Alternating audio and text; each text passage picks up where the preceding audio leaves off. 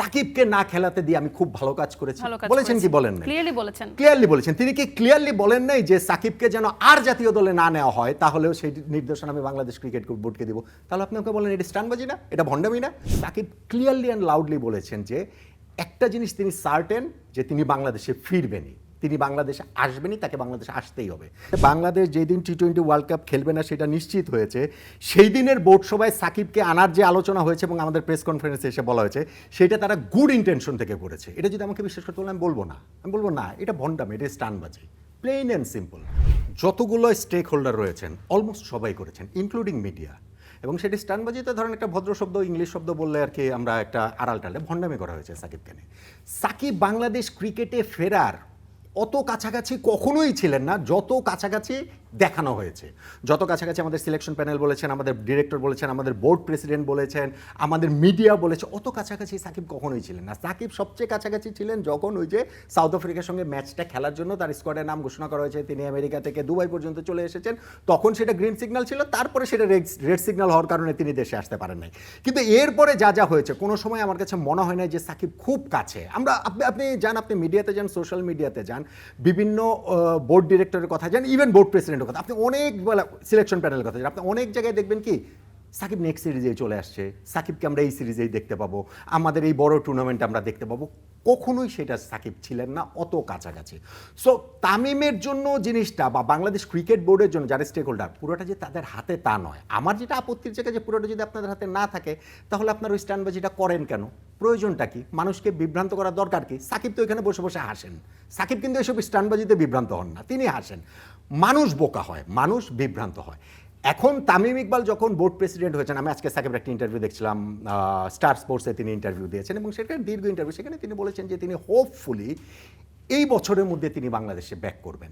Shakib clearly and loudly বলেছেন যে একটা জিনিস তিনি সার্টেন যে তিনি বাংলাদেশে ফিরবেনই, তিনি বাংলাদেশে আসবেনই, তাকে বাংলাদেশে আসতেই হবে।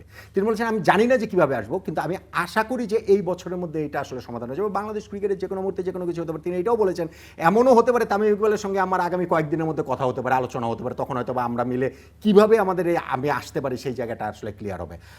আমারও এই জায়গাটা হচ্ছে গিয়ে 5ই আগস্টের পর বলাটা ঠিক না, কারণ এরপরে তো সাকিব খেলেছেন, পাকিস্তানে খেলেছেন, ভারতে খেলেছেন, কিন্তু যখন সাউথ আফ্রিকার সঙ্গে এই সিরিজটাতে অক্টোবরে মনে হয় যখন তিনি আসতে পারলেন না, এরপর থেকেই আমি কিন্তু এই এক্স্যাক্টলি সাকিব আজকে যেই কথাটা বলেছেন, মানে সাকিব বললে সাকিবের কথার তো একটা গুরুত্ব তো রয়েছেই, আমাদের কথার তার সেই গুরুত্ব থাকবে না, কিন্তু সেম কথাটাই আমি বলেছি। আমি জানি না সাকিব কিভাবে আসবেন, আমি জানি না সাকিব কোন ওয়েতে হবে, কিন্তু বাংলাদেশের জার্সিতে সাকিব আল হাসানের শেষ ম্যাচ আমরা দেখি নেই। সাকিবকে বাংলাদেশের জার্সিতে সার্টেনলি আবার দেখা যাবে, কীভাবে আমি জানি না। এক্স্যাক্টলি এই কথাটা আজকে সাকিব বলেছেন যে তিনি জানেন না কিভাবে তিনি আসবেন বা খেলবেন, কিন্তু তিনি হোপফুল যে within this year, by the end of this year তিনি বাংলাদেশের হয়ে আবার খেলবেন। কিন্তু 5 আগস্টের পরে ইন্টারিম টাইমে যেই বোর্ডটা ছিল, তারপরে যে বোর্ড এসেছে এবং এই এখন যে বোর্ডটা আছে, মানে সবার আসলে তামিমকে সাকিবকে নিয়ে কেন এই স্ট্যান্ডবাজি?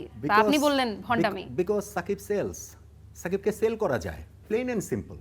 আপনি আমাকে বলেন, আপনি আমাকে গান পয়েন্টে নিয়েও যদি এটা বিশ্বাস করাতে বলেন যে বাংলাদেশ যেদিন টি-20 ওয়ার্ল্ড কাপ খেলবে না সেটা নিশ্চিত হয়েছে, সেই দিনের বোর্ড সভায় সাকিবকে আনার যে আলোচনা হয়েছে এবং আমাদের প্রেস কনফারেন্সে এসে বলা হয়েছে সেটা তারা গুড ইন্টেনশন থেকে করেছে। এটা যদি আমাকে বিশ্বাস করতে বলেন আমি বলবো না এটা ভণ্ডামি, এটা স্টানবাজি, প্লেন অ্যান্ড সিম্পল।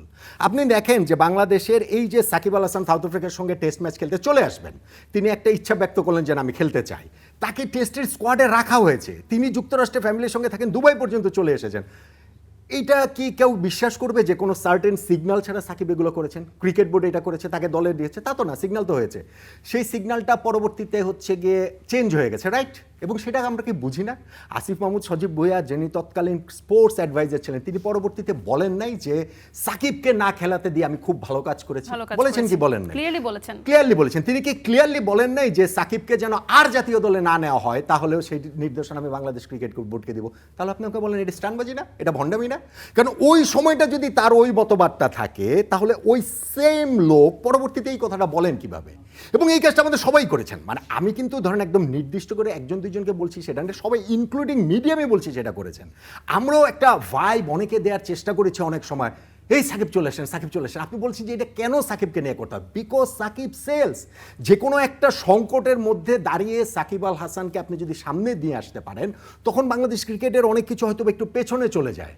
এই কাজটা Bangladesh cricket board time and again বারবার, সেটা ফারুক আহমেদ ভাইয়ের ক্রিকেট বোর্ড হোক, সেটা বুলবুল ভাইয়ের অন্তর্বর্তীকালীন ক্রিকেট বোর্ড হোক, সেটা বুলবুল ভাই যখন স্থায়ী দায়িত্ব পেয়েছেন সেই ক্রিকেট বোর্ড হোক, তারা এটা বারবারই সেটা আসলে করেছে, হুইচ ইজ ভেরি আনফর্চুনেট। আপনি আমাদেরকে ট্রুথটা বলেন, সেই ট্রুথটা আমি জানি এবং আমি এখনো বলছি যে সাকিব আগামী সিরিজ, এই যে আজকে আমি প্রেস কনফারেন্স করছেন, এই যে সাকিব স্পোর্টসটার ইন্টারভিউ দিয়েছেন, সাকিব কি নেক্সট সিরিজে বাংলাদেশে খেলবেন না, নেক্সট মান্থে খেলবেন না। সাকিবের আপনি দেখেন, সাকিব একটা টাইম স্প্যান দিয়েছেন কি by the end of this year, আজকে আমরা কথা বলছি এপ্রিলের 30 তারিখে, 4 মাস গেল বছরের, এখনো 8 মাস সময় ধরে সাকিব বলছেন। আর আমরা প্রতি সিরিজে, প্রতি ম্যাচে, প্রতি সপ্তাহে বিভিন্ন স্টেক হোল্ডার আমরা বলছি যে সাকিব চলে আসেন, কারণ সাকিব বাস্তবতাটা বোঝেন। আমরাও যে বুঝি না তা না, আমরাও বুঝি, কিন্তু মানুষকে আর কি একটু বিভ্রান্তির মধ্যে রাখি, একটু বোকা বানাই, বিকজ সাকিব সেলস।